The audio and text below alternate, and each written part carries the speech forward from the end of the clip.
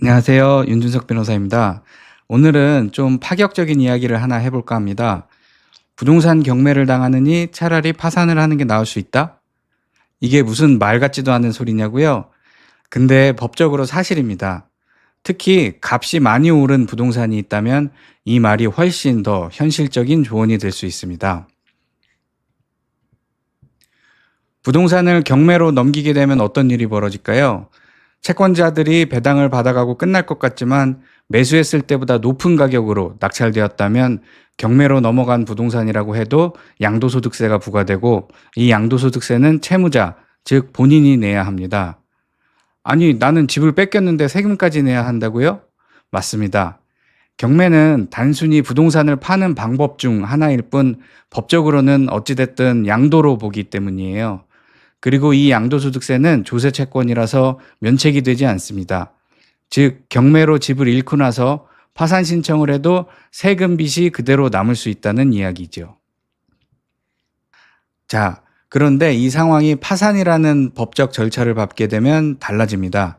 소득세법 제89조 제1항 제1호에 따르면 파산 선고에 의한 처분으로 발생하는 양도소득은 비과세입니다. 즉, 파산 선고가 내려진 이후에 파산관제인이 재산을 처분한 경우에는 양도소득세를 내지 않아도 됩니다. 하지만 여기서 중요한 예외가 하나 있습니다. 파산 선고 후에 경매로 집이 팔리는 경우인데요. 무조건 파산하면 다 해결되는 것은 아닙니다. 경매에는 크게 두 가지 종류가 있는데요. 근저당권자, 담보대출은행과 같이 담보권이 있는 채권자가 신청한 임의 경매와 담보권이 없는 일반 채권자가 신청한 강제 경매가 있습니다. 근저당권자, 즉 은행 등 담보권자가 신청한 의미 경매를 통해 처분이 이루어진 경우에는 파산 선고 후라고 하더라도 파산 선고에 의한 처분이 아니라고 봐서 양도소득세가 부과될 수 있습니다.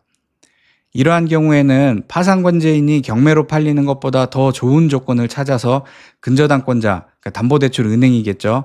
근저당권자와 협의를 해야 합니다.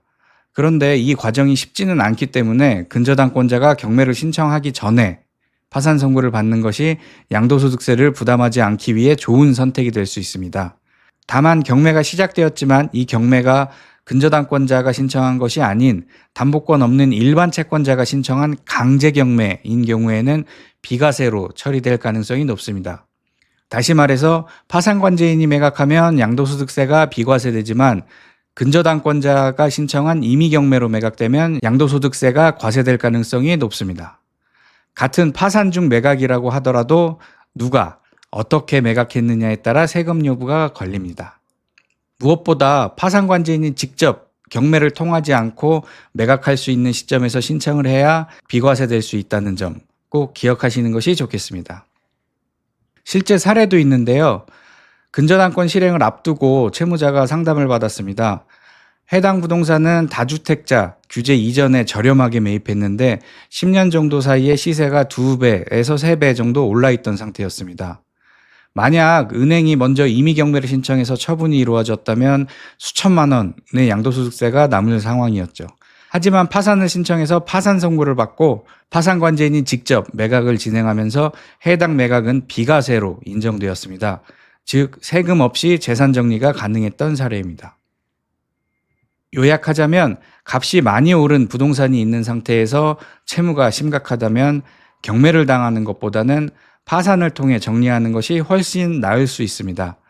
경매로 넘어가면 재산도 잃고 세금도 남을 수 있는데 파산 신청을 하면 비록 재산은 잃겠지만 세금은 안 낼 수 있습니다.